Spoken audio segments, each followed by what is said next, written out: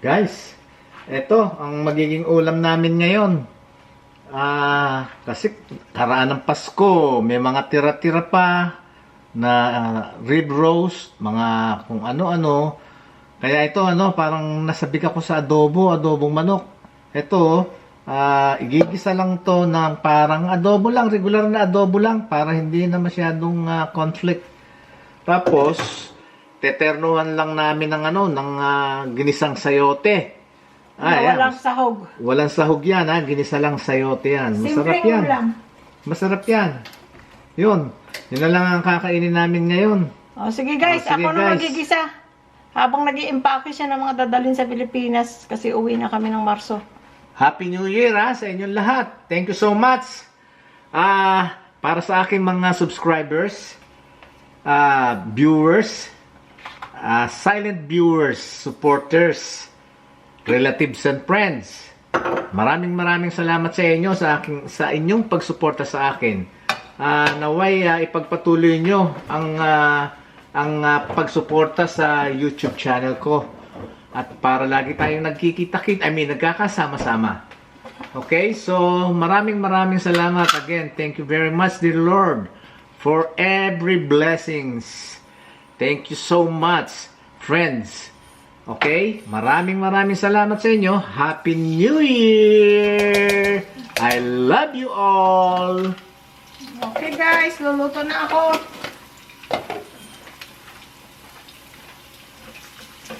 Kahit anong gulay, kalabasa, sayote, pwede na to. Gigisa nyo lang. Kahit na walang sahog, sarap na yan. Kung may ugong ngayong naririnig sa background, yung ano yan, yung washing machine. Dahil pag ikaw ay nanay o asawa, multitasking, nagluluto at naglalaba.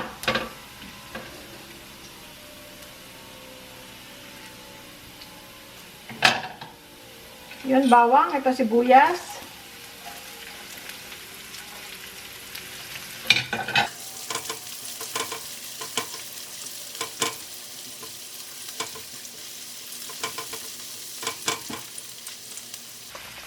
Tapos, sayote.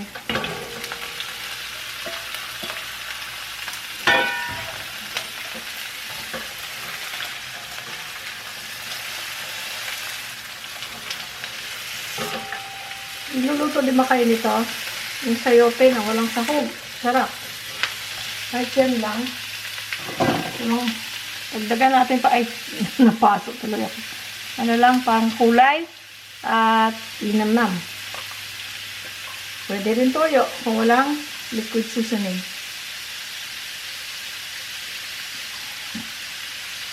Tapos, ito lang chicken cube.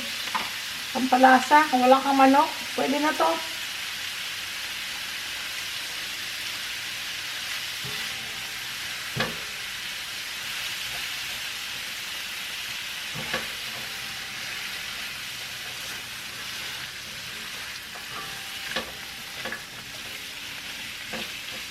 Mamaya na tayo maglalagay ng asin kung kailangan. Dahil kasi ito maalat na tong chicken cubes at saka yung liquid seasoning may alat na yan. So mamaya lang tayo maglagay ng asin. Para na hindi masobrahan sa alat. Okay, takpan. At hihintayin na maluto. Ayan guys, oh. Lumambot na yung chicken cube. Ayan. Ganyanin lang at halo-halo. Hanggang sa maglasa na siya sa gulay.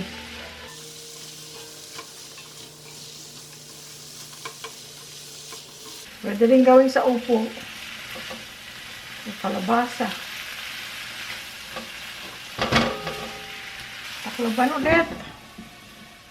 Patikman natin kay Bossing. Itong ganitong luto, kailangan yung hindi masyadong lata para may crunch siya ng konti. Okay. Tikman mo, may ano na yan. May chicken cube at saka seasoning. Tingnan mo kung kailangan pa ng konti. Ay, asin. kailangan po konting-konting asin. Lagyan lang natin ng konting-konting asin.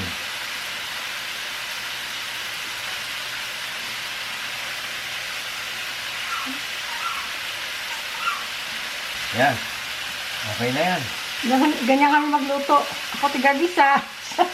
Tapos, Kasi nag-i-impake ko nung mga isi-ship namin sa sa Pilipinas. Para pag uwi namin sa March, by that time nandun na rin yung yung mga isi-ship namin sa barko. Yung cargo. Yun. Marami kami isi-ship, siguro kung mga 10, 15 kahon. Ewan, hindi pa namin sigurado. Kanya ito, inunti-unti ko lang pag-impake. Tapos, ipapipick up ko na lang sa forwarders kung ano yung forwarders na gagamitin ko. Yun. Pero siguradong gagamitin ko yung Atlas kasi maraming klase, maraming forwarders dito. Merong LBC, meron basta marami. Okay? So, eto. pwede na to siguro. Pwede na to. Hindi, konting-konti pa. Halo-halo lang, halo-halo. Sige. Tapos, na natin, iluto na natin ang manok after this. Tawagin kita. Kaya isang butel. Ha? Kaya isang butel, tikman ko. Oh. Ito lang. Oh. Ayan. Sarap na lutong pa, no? Malutong, manamis-namis. Natural na natamis. Pwede Ayan. na? Pwede na? Konti pa. Sige, Okay. halo lang ng halo. Thank you, Langga, ha? Okay. Kailangan talaga, tayo partners. Wala tayong maid eh. Wala tayong katulong, walang kasambahay. Tayong dalawa lang. Ako ang maid, siya ang driver. Okay, pwede Pero, na? Pwede na? Konting-konti pa, sige, sabihin ko sa'yo. Basta kaming dalawa na lang kasi, mga anak naman namin, hindi naman namin kasama sa Pilipinas dahil kasi dito ipinanganak yun, ang buhay nila nandito. Gusto nila bakasyon lang Sa Pilipinas. sa Pilipinas. Kaya uuwi kami ng March. By that time, March, April, May, sila naman pupunta ron sa Pilipinas. Pwede na? O, sige. Thank Pwede you. na to? Oo, pwede na yan. Ayan guys. Lagay na natin sa lalagyan. Okay guys, friends. Itutuloy ko na yung pag-iimpake ko ha. Ayan, luto na to. Oh, umuusok. Sarap ito. Sandali lang. Nakagulay ka na, di ba? Sandali lang. May gulay ka na at napakasarap. Crunchy at simpleng saka manamis-namis talaga, I'm telling you. Simpleng ulam. Promise, magugustuhan nyo. Wala sahog yan. Basta Kung may lang. sahog, di mabuti. Pero kung wala, pwede. Ay, pero kami, hindi na namin sinasahugan dahil Malasa. Malasa naman. Ayun, masarap ito sa gilid. Ayan. Dahil Dito na rin ako mag-adobo. Oo, dyan Sige, okay. Sige, salamat Tawagin kita, okay. Okay, impake na ulit. Okay, bye-bye. Okay guys, gisa na tayo. Maraming paraan ng pagluto ng chicken adobo.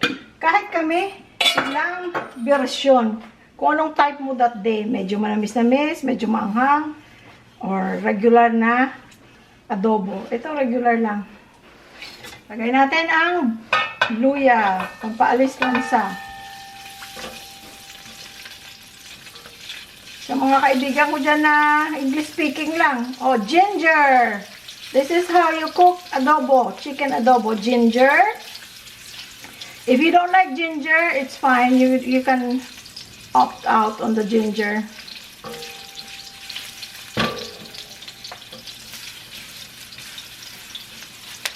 Garlic.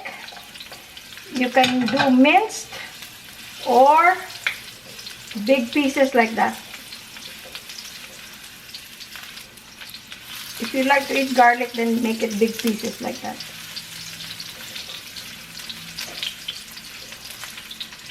Yeah. Yeah? Tatanggalin ko yung vacuum sa kahon, ano? Yeah. Para mailagay natin sa Kasi mahaba. box. Yeah. Mahaba kasi yun. Yeah. Onion, sibuyas.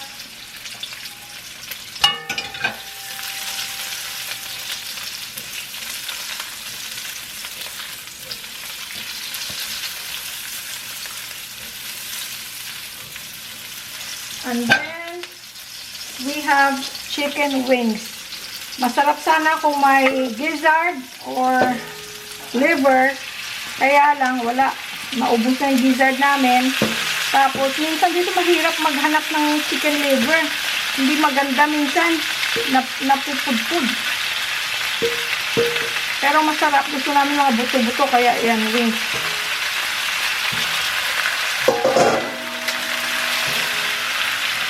Yan lang. But of course, you can use any part of the chicken that you like.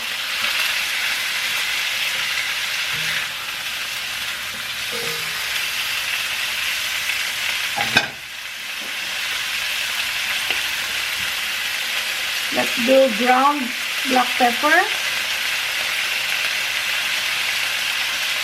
You can also put buo na black pepper. Yung boy kasi kinakain yung yung pamintang buo.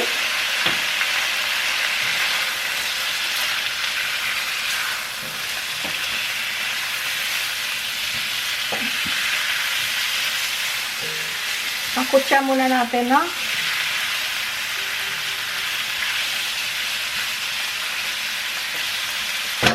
Tatakpan natin sandali.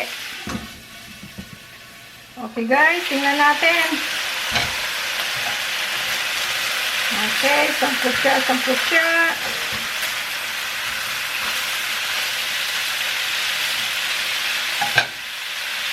Lagyan natin ng soy sauce. Kahit anong brand na paborito nyo, siyempre pwede.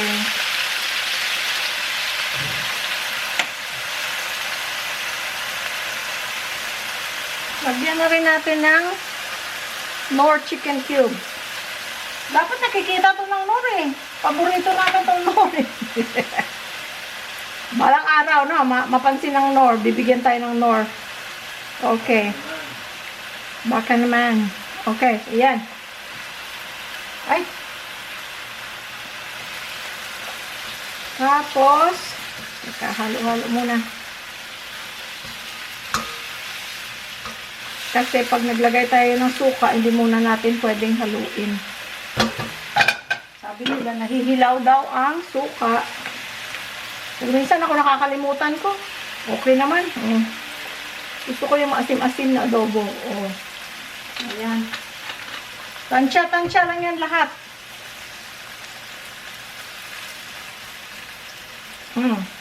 Tapos daw, pag naglagay ng suka, huwag mo nang galawin at huwag takpan.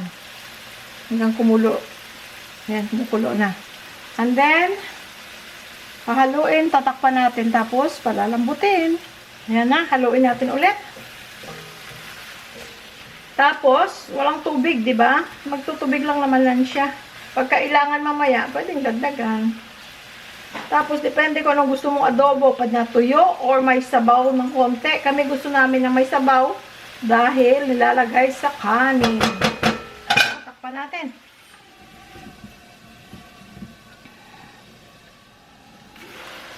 So, yan guys. So, nagtutubig.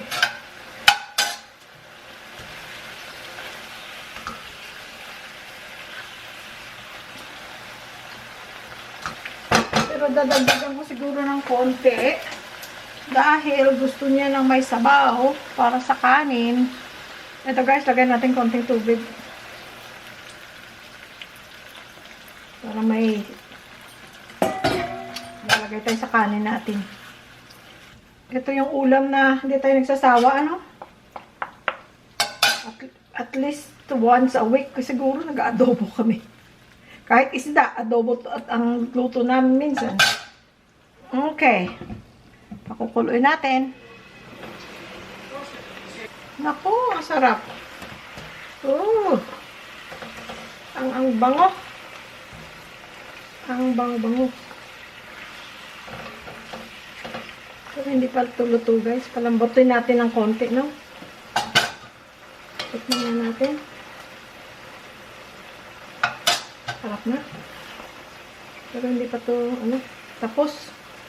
Sa mga mahilig sa sili dyan, ito na, oh.